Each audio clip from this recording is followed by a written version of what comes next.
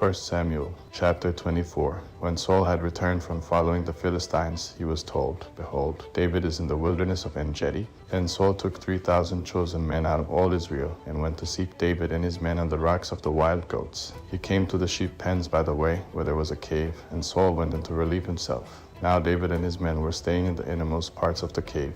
David's men said to him, Behold, the day of which Yahweh said to you, Behold, I will deliver your enemy into your hand, and you shall do to him as it shall seem good to you. Then David arose and cut off the skirt of Saul's robe secretly. Afterward, David's heart struck him because he had cut off Saul's skirt.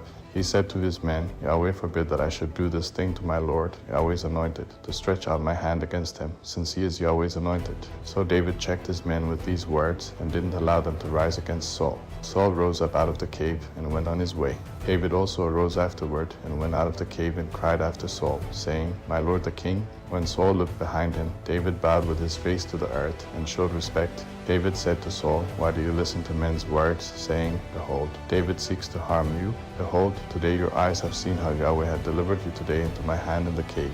Some urged me to kill you, but I spared you. I said, I will not stretch out my hand against my Lord, for he is Yahweh's anointed.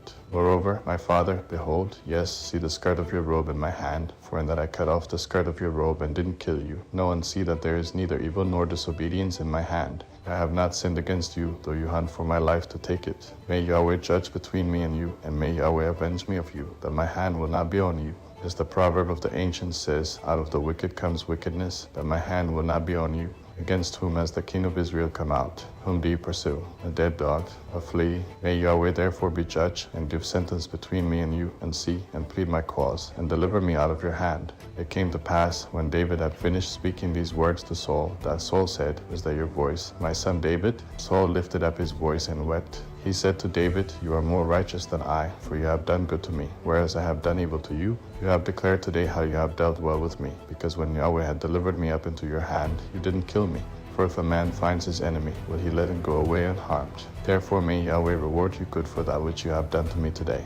Now, behold, I know that you will surely be king, and that the kingdom of Israel will be established in your hand. Swear now therefore to me by Yahweh that you will not cut off my offspring after me, and that you will not destroy my name out of my father's house. David swore to Saul. Saul went home, but David and his men went up to the stronghold.